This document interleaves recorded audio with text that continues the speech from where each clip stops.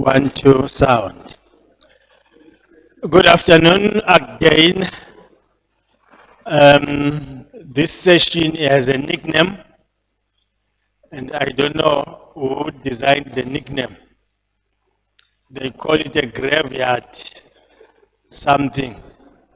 But today we are going to transform that to a very lively session. And I'd like to invite Peter to come and conclude the discussion on science diplomacy. We'll hold on the questions. We will find time at the end for those that had lifted up their hands to ask more questions. We'll definitely find some bit of time at the end for that. Or if Peter is generous, he can give you some time. But Peter, over to you to take us through the final part of science diplomacy training workshop. Okay, thank you, Stanley. Actually, what I want to do here is an exercise that gets you involved. So I'm going to kind of relax a little bit, but let me set the scene.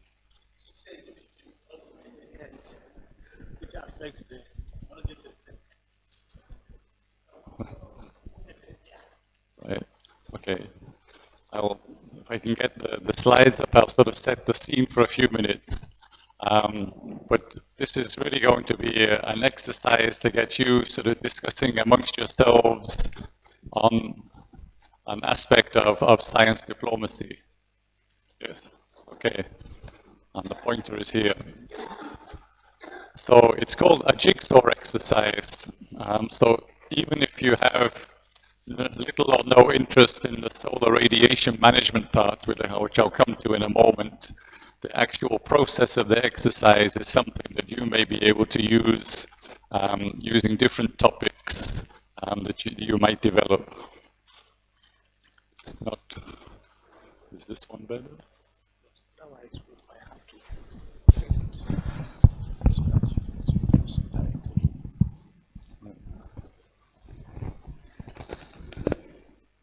Okay, let's try this.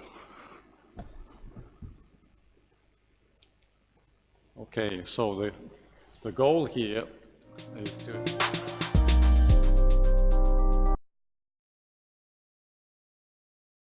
and the objectives to encourage discussions on important evidence, but also, as I was just saying, to demonstrate a pedagogical approach for discussions that you could use in your own classrooms, perhaps. So I'm going to come back to this IPCC report that was laying out what needs to be done to keep global temperatures within 1.5 degrees of pre-industrial levels. Given the fact that we're already at around 1 degree above those levels, we don't have much wiggle room to play with as a global society. So obviously the sort of the flesh and bone of the Paris Climate Accord is to reduce substantially our outputs of carbon dioxide, methane, other greenhouse gases, really changing our economies to sustainable energies and weaning ourselves off fossil fuels. But as we all know, we seem to be wedded to these fossil fuels, and we keep increasing our CO2 outputs. So what has been proposed as a stopgap is this idea of geoengineering the climate. You know, really, if we can't control our carbon emissions and the climate is getting warmer and warmer and warmer, is there another way that we can try and fix it? I come back just by chance to another Royal Society report, this also from 2009, but again they held sort of expert working group meeting and published this thing on geoengineering the climate. And they came up with the two most feasible methods, one of which is called carbon dioxide removal, which would be to develop some sort of apparatus that would essentially suck carbon dioxide out of the atmosphere and then it could be sort of buried, sequestered down old mines or whatever it was, and essentially taken out of the atmosphere. Or this other option, solar radiation management. Carbon dioxide removal, as you can imagine, would be slow, expensive, and it needs new technologies. Although over the past 10 years since this report was published, some of those new technologies are advancing. Solar radiation, on the other hand, I'll explain what it is in a moment, can work very, very quickly. Within a matter of a month or two, we could be already reducing global temperatures. It's likely affordable, certainly more affordable than this carbon dioxide removal, and it could use adaptations of current methodologies. So what exactly is solar radiation management?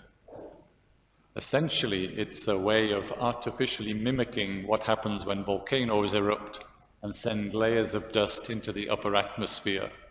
So Mount Pinatubo in Indonesia erupted some years ago, and the sort of dust plumes spread around the globe, and global temperatures were reduced by a degree or so for the following years till that dust filtered back down to Earth.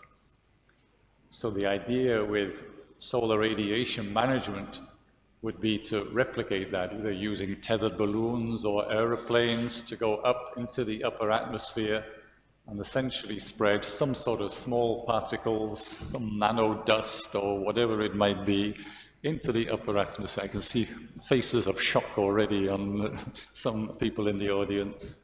And essentially that dust in the upper atmosphere would reflect some of the incoming solar radiation and allow a percentage through that would therefore begin to cool the atmosphere, cool the planet, and maintain its habitability within the range of 1.5 degrees or 2 degrees or whatever. Okay.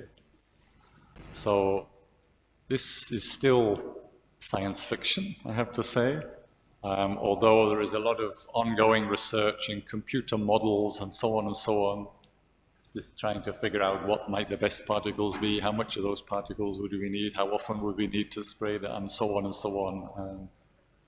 So this is where we are at. There is another option called marine cloud brightening, which would essentially take seawater and sort of spray it up into the lower atmosphere in this case and make the clouds over the sea whiter, which would be more reflective of the incoming radiation, but it would be sort of more localized and also more expensive than what they think the stratospheric aerosol injection process would be. And here comes the rub, solar radiation management has the potential to remove some of the impacts of climate change, but it's also very risky. Overall, it's unclear, this is what the models are telling us, whether it will be helpful or harmful. Developing countries would stand to gain or lose the most if it were ever deployed. But despite this, much of the research and discussion of solar radiation management has been taking place in developed countries. That's where the research is going on. What would happen? For example, I mean, the science is one part, the political dimensions are the other. What would happen if a country used SRM unilaterally and then other countries experienced extreme weather events that might have been caused by the geoengineering? Once you do this on a scale that is affecting weather or climate, you're of course going across national borders and international boundaries and so on. How would the world achieve international agreement on how much SRM cooling to do? Do we want to maintain ourselves now at 1 degree above pre-industrial levels? Would we be happy with 1.5 degrees? Is 2 degrees an option for some countries? Some countries might prefer that. Who controls? Who decides? And could the whole process distract politicians from the task of implementing the required deep cuts to greenhouse gas emissions that we all agree are absolutely required? And in fact, if we do not keep reducing greenhouse gas emissions, this SRM does nothing on some of the effects of these emissions, such as the acidification of the ocean. And if for any particular reason SRM was stopped or stopped very quickly, the particles would fall out of the atmosphere, and all the greenhouse gases that have accumulated since then, if we haven't reduced it, would lead to a sort of rapid rise in the warming, sort of rather than over decades, maybe over a number of years. So there is sort of pull-out kind of risks associated with SRM as well. Okay. These are some of the questions, and when it comes to the breakout sessions, I'll leave some of these questions with you to discuss. But the proponents of SRM research, I'm not going to say proponents of deployment at the moment, because they are very few and far between, but the researchers argue that we have to have the knowledge in place if this is ever required as a plan B. I mean, part of the climate change argument is that there are certain tipping points where we might go into a period of accelerated warming, and at that point we know not when it might happen, but we might be forced to implement some form of solar radiation management. But who decides if the research proceeds? What should be researched? Who pays for the research? Who benefits? What ensures the research is transparent and results are shared openly?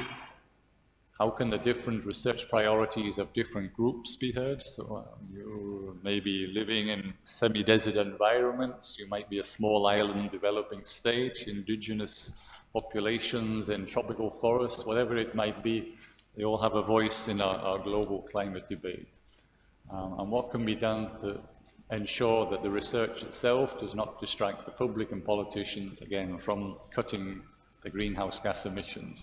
And in fact, there are arguments that even thinking about SRM is a slippery slope argument that will sort of deflect thoughts towards this and not tackle the big issue of reducing the carbon emissions.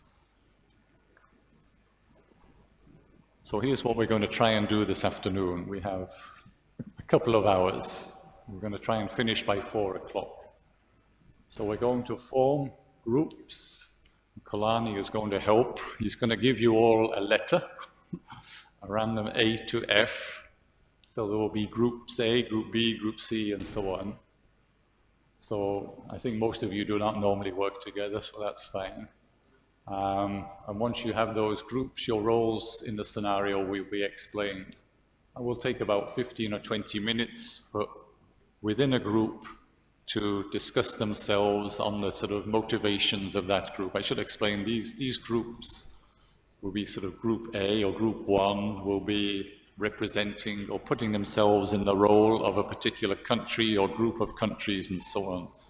So I think in the list is the United States of America, is the European Union, is the GAAS, the West African states. There is a union of NGOs, there is the World Meteorological Organization, and I think one other, we'll see in a minute. So and each of those groups will have a sort of one-page sort of primer of what it is they're supposed to consider in their discussions. But I'll explain more, and we'll go from group to group when that happens. Okay, hang on, let's go back. Hang on. Here. So after that part, one member of each group will join one member of all the other groups. So we have a reworking of the groupings so that each group at this point will have one member from America, one from the European Union, one from the West Africa, and so on and so on. Then they'll reconvene into the original groups, give the feedback, and probably we won't have time to go beyond.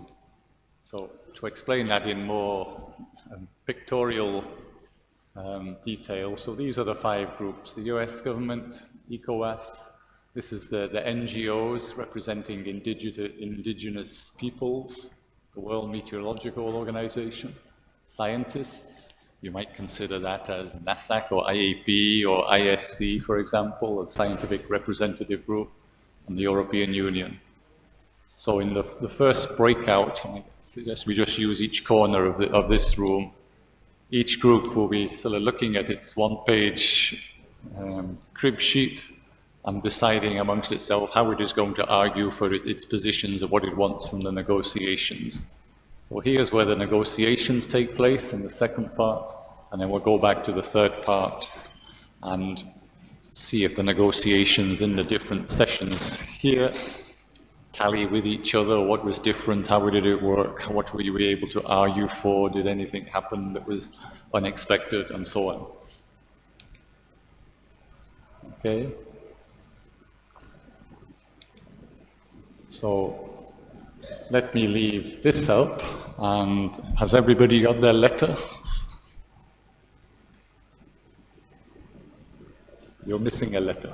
Okay, no problems. So I would suggest right now, all those with letter A, come and sit in this corner here.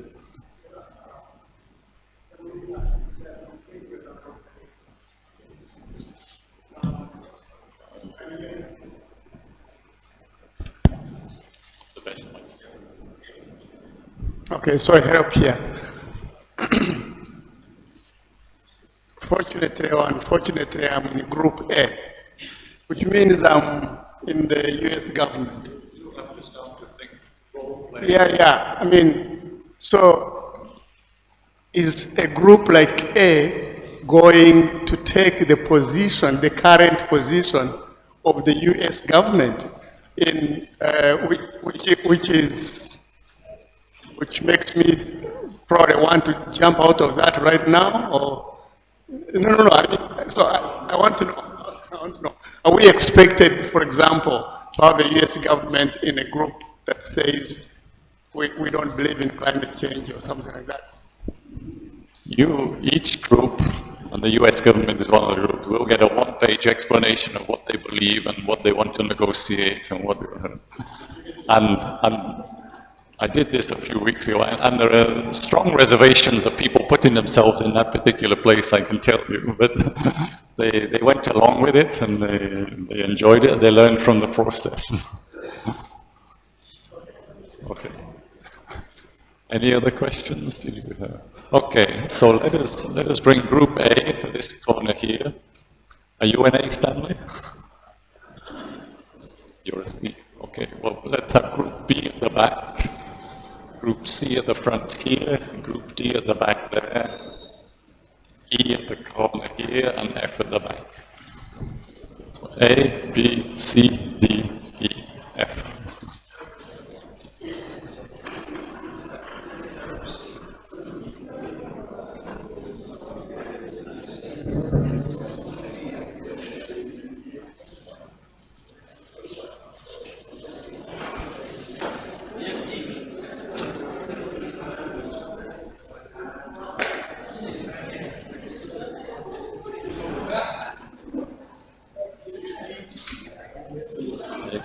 C, right at the front. C at the back.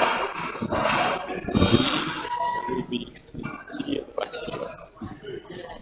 At the back of the B at the back here. By the window.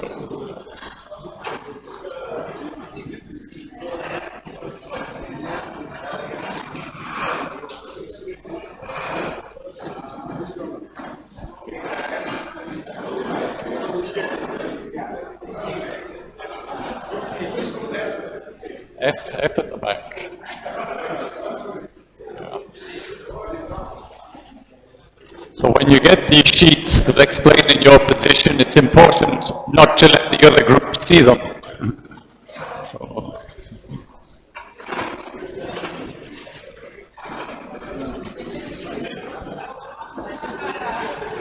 the group C here.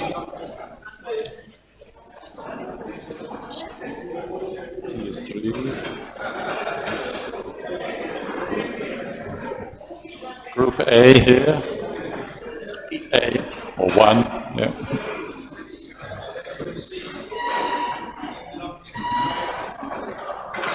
B at the back, yeah.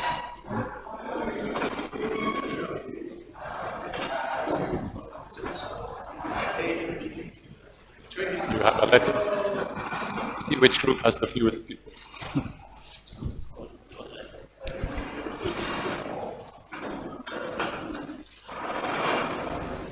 F is there. D.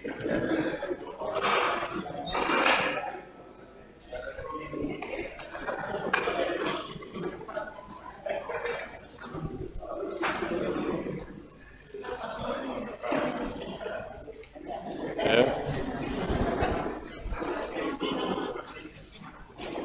This is group B.